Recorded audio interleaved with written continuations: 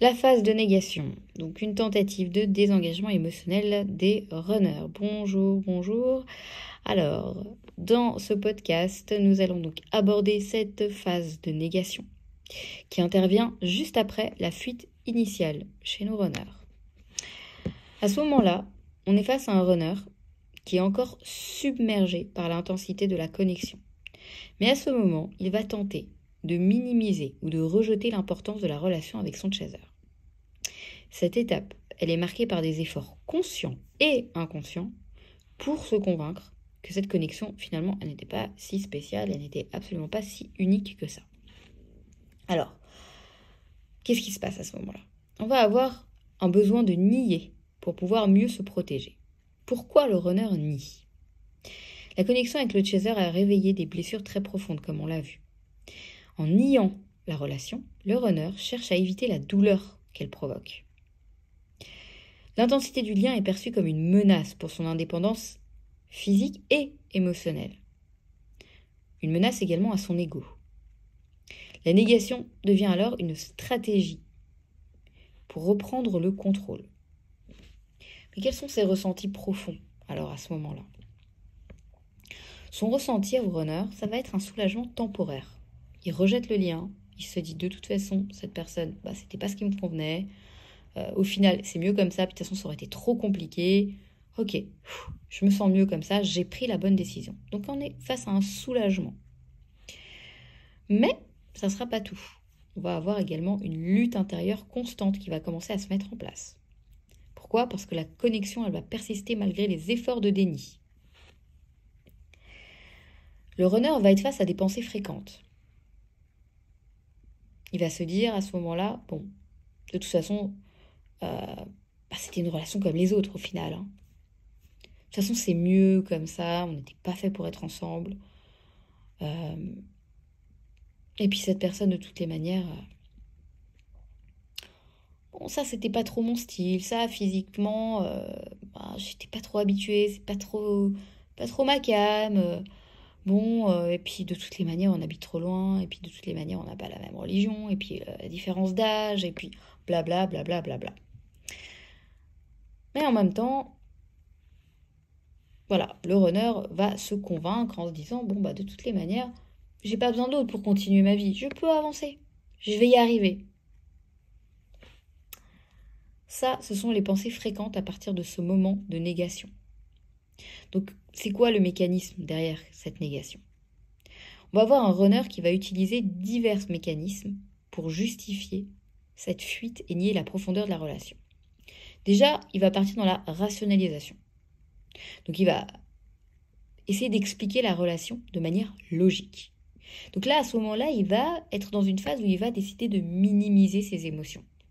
Par exemple, oui, c'était une belle histoire, oui, c'était sympa, oui, on a des beaux souvenirs, mais bon, de toutes les manières, c'était pas fait pour durer, et puis c'est trop compliqué, et puis en plus, regarde, il y a ci, il y a ça, il y a ça, il y a ça l'aurait pas fait. Donc de toutes les manières, voilà, on a passé un bon moment, mais ça s'arrête là. Le runner va être également dans la comparaison. Il va comparer la relation à d'autres expériences pour en réduire l'importance. Typiquement, on va être face à des runners qui vont pouvoir dire, bon, de toute façon, j'avais déjà vécu un truc comme ça, j'avais déjà vécu un truc avec des émotions comme ça. Bon, finalement, au final, c'était rien de spécial, c'est passé, hein, voilà. Là, ça passera aussi. Le runner va décider d'être dans la distraction. Il va se concentrer sur des activités ou sur des relations superficielles, pour éviter de penser au chaser. Par exemple, comme je le disais dans ma précédente vidéo, on va être face à des runners ici qui vont décider de se plonger à fond dans le boulot. D'autres vont décider de commencer une nouvelle relation. Ou d'autres vont décider d'adopter un mode de vie extrêmement actif, avec une tonne d'activités, des sorties constamment, enfin bref. Tout faire pour surtout ne pas être confronté à soi-même, être seul face à soi et voir la vérité en face. Le runner va également se plonger dans ce que l'on appelle un déni spirituel. Si le runner ressent la dimension spirituelle du lien, il peut alors totalement la rejeter. Et il va se convaincre que cela n'a absolument rien de spécial. Typiquement, s'il a ressenti ou il a eu comme info ce type de lien, il peut finir par se dire, non, mais de toute façon, tout ça, c'est des conneries, il n'y a rien de spirituel là-dedans, il n'y a rien de divin là-dedans, c'est juste quelqu'un que j'ai rencontré, ok, on a eu un crush sur le moment, mais basta, ça s'arrête là. Donc, quelles sont les émotions du runner durant cette négation? Bien que le runner tente de se convaincre qu'il est passé à autre chose, que c'est terminé, que de toute façon il a pris la bonne décision, néanmoins, il y a plusieurs émotions refoulées qui vont persister. Donc, tout d'abord, je le disais, il y a cette espèce de petit soulagement temporaire. Cette négation va apporter un sentiment de contrôle au runner, parce qu'elle va sembler réduire l'intensité émotionnelle. On va avoir également le conflit intérieur. Une partie du runner sait que la connexion, elle est réelle et elle est unique. Mais l'ego va refuser de l'accepter. Le runner va ressentir ce vide, une espèce de vide persistant. Malgré les distractions, malgré les énergies tierces, le runner va ressentir toujours ce vide inexplicable qu'il n'arrive pas à combler. Le runner va également ressentir de la frustration. Il va pouvoir se sentir irrité par le fait que malgré ses efforts, le chaser reste présent dans ses pensées et ou dans ses rêves.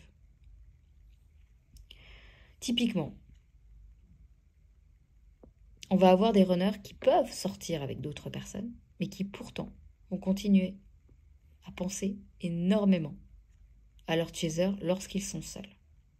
Et pas seulement lorsqu'ils sont seuls. Ils peuvent également beaucoup penser à l'autre, même en étant accompagnés. Alors, quels vont être les comportements typiques du runner dans cette phase? La coupure prolongée. On est face à des runners ici qui vont décider de maintenir la distance avec le chaser, qui vont éviter soigneusement tout contact pour surtout ne pas raviver les émotions. Des runners vont à ce moment-là rechercher des relations de substitution. Il peut donc entamer des relations extrêmement superficielles, des relations qui vont être marquées par un manque de profondeur émotionnelle. Il faut savoir que ces relations servent de distraction, mais à aucun moment ces relations vont venir combler le vide ressenti. On va avoir des runners qui vont décider de fuir à travers le matérialisme. Donc ici, on va avoir des runners qui vont chercher un refuge dans des activités qui vont être tangibles, comme je le disais, à travers le travail, à travers les loisirs, ou même certains peuvent être dans des excès, fêtes, alcool, sorties, etc. On va avoir également des runners qui vont passer par la phase de dévalorisation du chaser. Pour justifier son éloignement, le runner peut inconsciemment critiquer ou minimiser les qualités du chaser. C'est-à-dire, on va avoir des runners qui peuvent dire oh, elle ou il est beaucoup trop intense, c'est pas sain comme histoire, il y a de la toxicité derrière. On peut avoir des runners qui disent finalement, physiquement, voilà quoi, c'est pas tout à fait mon style. Je peux trouver mieux. On va avoir des runners qui vont quand même essayer d'appuyer là où ça fait mal chez le chaser, même si il n'est pas toujours au courant de ce que dit le runner par derrière. Mais c'est vrai qu'on va avoir certains runners qui vont pouvoir appuyer vraiment là où ça fait mal. D'autres vont se convaincre que de toute façon, le chaser, tôt ou tard, les aurait largués. Donc de toutes les manières, c'est un mal pour un bien, que ça se fasse dès maintenant. Voilà un peu son état d'esprit. Mais malgré cette négation, il y a une persistance du lien qui est là malgré tout. Donc même si le runner essaye de nier la profondeur du lien, néanmoins, cette profondeur, ce lien continue de se manifester dans sa vie. Comment? Par les synchronicités que vous connaissez parfaitement, mes chers chasers. Sachez que vos runners sont confrontés également à des signes qui vont venir lui rappeler que vous existez. Que ce soit à travers des chiffres, des chansons, des prénoms, des lieux, des souvenirs communs, enfin peu importe, la source déborde d'imagination à ce niveau-là. Je peux vous garantir que c'est balèze. Parce que personnellement, 3 ans après ma rupture avec mon runner, on n'avait plus de contact depuis 2 ans, 0 contact. Et là, je voyage, parce que mon renard habite loin. Et là, à ce moment-là, je voyage. Et je me retrouve dans la ville où habitait mon renard. Et évidemment, son adresse, je ne l'avais jamais eue. Mais au vu des photos qu'il m'avait envoyées, de la vue de chez lui, évidemment, j'ai joué ma détective et j'ai réussi à retrouver son immeuble. Donc, je passais par là-bas plusieurs fois, le maximum de fois que je pouvais. Évidemment, à ce moment-là, zéro contact et à aucun moment je me suis dit, tiens, je vais lui faire un petit signe que je suis là. Et puis, je me suis rendu compte que dans la rue qui descendait de chez lui, il y avait une grande avenue avec des affiches de publicité. Et sur toutes les photos de cette avenue, la publicité, c'était pour la marque de ma voiture avec une photo du modèle de ma voiture et la couleur de ma voiture. Alors là, ça m'a fait sourire parce que on adore les voitures tous les deux. Et je me suis dit, ah ouais, d'accord. Donc en fait, on le met face à ma propre voiture, devant ses yeux, en fait. Et constamment dès qu'il sort de chez lui. En roulant, il y avait un rond-point. Et là, sur le rond-point, il y avait 2 bus qui étaient arrêtés. Mais qui étaient tout le temps là. Au début, j'ai pas fait gaffe. Mais je me suis rendu compte que c'est des bus qui étaient là avec des publicités dessus. Et en fait, l'un des 2 bus, il y avait marqué quoi dessus? Il y avait marqué mon prénom, en immense. Mon prénom, qui était là, devant ses yeux, constamment, sur un énorme bus juste en bas de chez lui. Donc là, ça m'a vraiment fait sourire parce que moi-même, je me disais, mais c'est quoi toutes les synchronicités que j'ai avec lui, c'est pas possible. Et là, j'ai réalisé que la source, elle était très ingénieuse et que forcément, lui aussi, de son côté, j'étais mise devant ses yeux constamment. Mais vraiment, il ne pouvait pas louper là pour le coup. Donc c'était très drôle à voir. Donc soyez rassurés que vos chers runners ont également des messages, des synchronicités, des informations qui vont venir vous rappeler à leurs souvenirs. On va avoir également les rêves, tout comme vous, chers chasers. Vous êtes amenés à rêver constamment de vos runners. Et là, c'est pareil, le chaser va venir apparaître dans les rêves du runner. Et là, ça va raviver des émotions refoulées.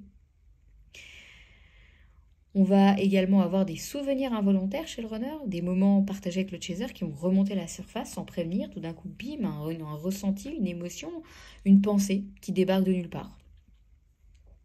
Le runner va également ressentir des sensations physiques. Dans certains cas, des runners peuvent ressentir des vibrations, des flashs énergétiques qui sont liés au chaser. De la même façon que vous, le chaser, vous le ressentez par rapport à vos runners, eux, c'est pareil. On va avoir également, donc, chez nos runners à ce moment-là, encore une fois, ces fameuses pensées conflictuelles. Pourquoi est-ce que je pense encore à lui ou à elle? C'est complètement fou, c'est absurde, ça devrait être fini depuis le temps, mais comment c'est possible que j'arrive pas à m'empêcher de penser à l'autre? Alors quel va être l'impact de cette négation sur le chaser? Nos chers chasers qui s'en prennent plein la tronche, la douleur émotionnelle, le chaser peut ressentir un rejet extrêmement profond à ce moment-là. Il va interpréter la distance comme un désintérêt ou un manque d'amour total de la part du runner. Le chaser va commencer à douter, il va commencer à se remettre en question, il va douter de lui-même, il va douter du lien. Et ça, c'est ce qui va potentiellement pousser notre chaser à aller chercher des réponses. Et c'est là que les chasers vont généralement initier un travail de guérison personnelle. Qu'est-ce que le chaser peut essayer de faire à ce moment-là? Tentative de contact. Bah ouais, le chaser va essayer de faire quoi? Il va essayer de relancer la communication. Mais sachez que pour la plupart du temps, cela va avoir comme effet de renforcer la résistance du runner s'il n'est pas prêt. Quelle va être à peu près cette durée de phase de négation? Attention, c'est variable. Cette phase, elle peut durer des semaines, des mois, et hélas parfois des années, selon la capacité du runner à affronter ses propres blessures et à s'ouvrir à la guérison. Quels vont être les facteurs qui vont venir influencer cette durée? L'intensité des blessures du runner, la capacité du chaser à lâcher prise et à se concentrer sur son propre chemin, et les événements extérieurs ou les chocs qui vont pouvoir pousser le runner un petit peu à se remettre en question. Arrive ensuite cette fin de la négation. La phase de négation va venir prendre fin quand le runner ne peut plus ignorer les signes ou le manque persistant de son chaser.